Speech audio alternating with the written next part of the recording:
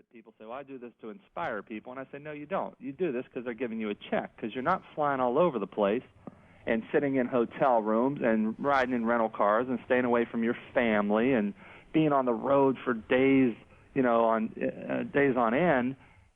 Do this to inspire people. You do it because they're paying you. Absolutely. And I always challenge speakers, if you really want me to believe that you're doing this to inspire people, then go do about 50 a year at your own expense. Don't ever accept a check.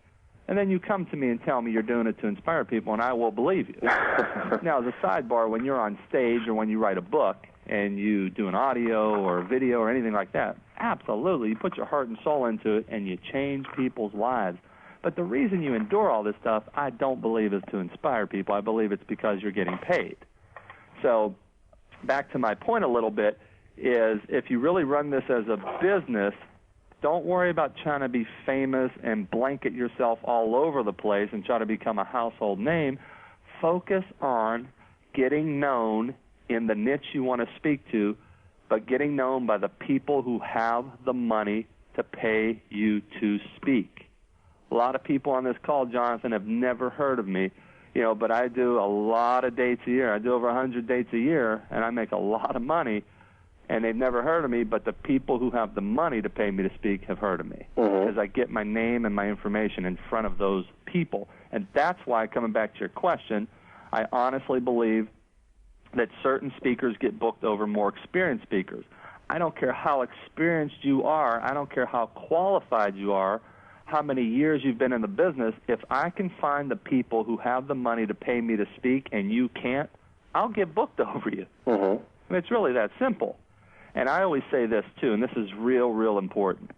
You could be the best speaker in the world, but if I can outmarket you, I'll beat you every time, because all that means is that I'm getting to the people that got the money to pay me to speak, and you're not. And I'm not the best speaker in the world. There are so many speakers way better than me, but I'm really good at marketing to the people that got the money to pay me to speak. I think that's the biggest reason to answer your first question. Well, I think you bring out a very important point. You didn't say just get yourself out there, but get yourself out there to the people who have the money to bring you in. And I'm assuming that you do so by positioning yourself as an expert on certain things. Right. How do you become a perceived expert in a given niche? Well, first of all, let me even take it a step further, or earlier, if you will. A lot of people, this is a big, big mistake, and this might be tying into a question you're going to ask a little bit later, but I think it's important to get it up front. A lot of speakers make a big, big, big, big mistake, and they just create some kind of talk or program, and they say, I'm going to go talk about this. Well, if the market doesn't buy that, meaning the speaking market doesn't book that, then you're never going to be booked. It doesn't matter what you want to talk on. You got to first figure out, does the market even want that? Okay?